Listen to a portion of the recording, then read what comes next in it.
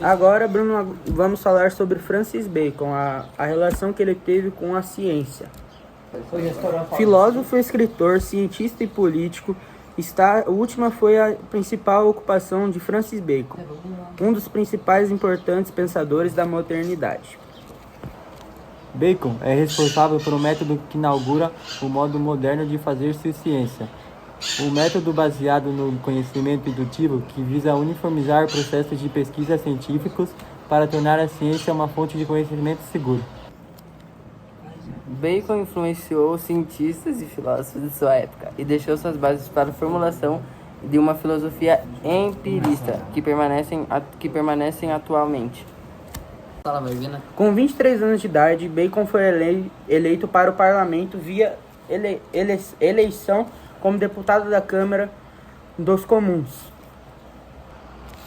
Além da ocupação do cargo político, trabalhou durante o resto da sua vida para a coroa britânica como funcionário público, ocupando vários cargos diferentes, chegando a ocupar posições nobres por conta de sua herança, tornando-se barão e visconde. Em 1621, Bacon foi exonerado por conta de uma condenação por corrupção. Bacon sempre foi curioso em relação às ciências da natureza. Sua grande curiosidade fê-lo ser um homem das ciências que, apesar do trabalho como funcionário público, dedicava suas horas vagas à compreensão de temas relacionados aos conhecimentos. Bacon era empirista, ou seja, defendia que o conhecimento adivinha, em primeiro plano da experiência prática.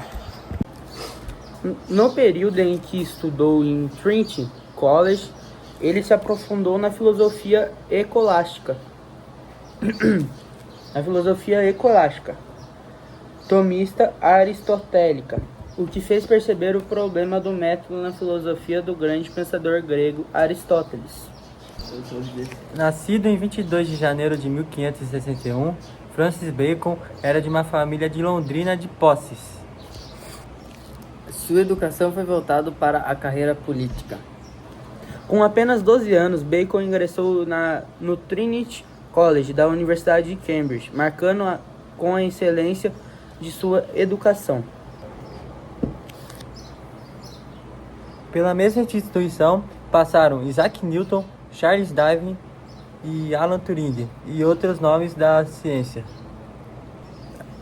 O acerto de Aristóteles estava em reconhecer na vivência prática e empírica a fonte primeira do conhecimento. Seu erro na visão de Bacon estava no método. O método aristotélico era suficiente apenas para a compreensão da lógica da linguagem e para as disputativos medievais, mas não para trazer à tona um novo conhecimento que agregasse algo novo, com segurança de que a ciência necessita. Podemos dizer que Bacon é o grande fundador do empirismo na modernidade. Além de um grande empirista, ele fundamentou as principais bases das ciências modernas, com a preposição de um método científico capaz de suportar teoricamente o conhecimento que se pretende científico e universal. O método empirista de Bacon é diferente dos demais métodos empiristas surgidos depois dele, pois está baseado na crítica do que o filósofo chamou de ídolos. Os ídolos são elementos da vivência cotidiana, empírica, que atrapalham a aquisição de conhecimento verdadeiro. A teoria filosófica empirista de Francis Bacon estava assentada no que o pensador chamou de crítica dos ídolos ou de teoria dos ídolos.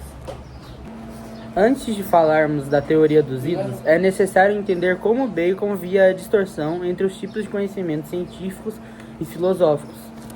Para o pensador cientista poderiam ser da poesia e da imaginação, da história e da memória, da filosofia ou do estudo da razão. A filosofia poderia ser, por sua vez, uma filosofia da natureza, caso tratasse de temas como as ciências, a lógica e a metafísica, ou antropológica, caso tratasse dos temas relacionados àquilo que apenas o ser humano faz em seu convívio, política e ética. Agora vamos falar algumas das frases de Francis Bacon que ficaram marcadas. Uma das frases deles foi: todas as cores concordam no escuro.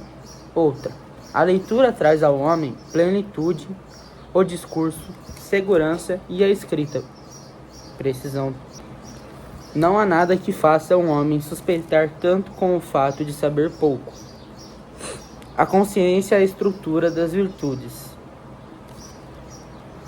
Só se pode vencer a natureza obedecendo ela. Bom, Karim, Bruno, esse foi o nosso trabalho sobre os cientistas e os físicos que vocês pediram. Até a próxima. Agora vamos falar mais um pouco sobre o empirismo. O empirismo é uma corrente filosófica referente à teoria do conhecimento, que tem suas origens na filosofia aristotélica. O termo de empirismo advém da palavra grega empiria, que significa experiência. Na modernidade, quando a possibilidade do conhecimento tornou-se central para a produção filosófica, a corrente empirística foi impulsionada por filósofos como Thomas Hobbes, John Locke e David Hume. Estes se opunham aos racionalistas, que defendiam o conhecimento. Estes se opunham ao racionalista, que defendiam que o conhecimento era puramente racional e não depende de experiências. Os racionalistas eram, consequentemente, inatistas, pois defendiam a existência do conhecimento inato do ser humano, ou seja, o conhecimento já é inserido no intelecto humano.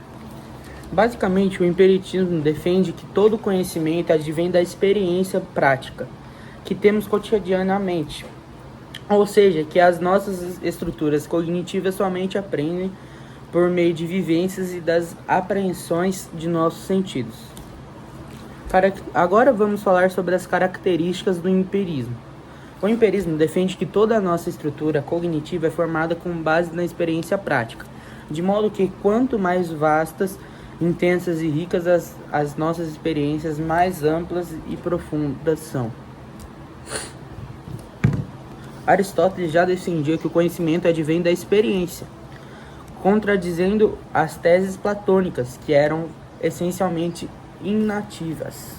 Bacon é o primeiro e grande teórico do método filosófico e científico da indução. O método indutivo afirma que o conhecimento rigoroso é obtido pela repetição de experiências e pode ser controlado por meio de observações metodológicas do ser humano. A teoria empiritista admite que existe ideias simples e ideias compostas. As ideias simples são formadas com base na experiência imediata, que conhece objetos corriqueiros do mundo, como o homem e o cavalo. Já as ideias complexas são junções de duas ou mais ideias simples, perfazendo exemplos compostos que não existem na realidade, mas podem ser imaginados, como um centauro, que é uma da junção das ideias de homem e de cavalo.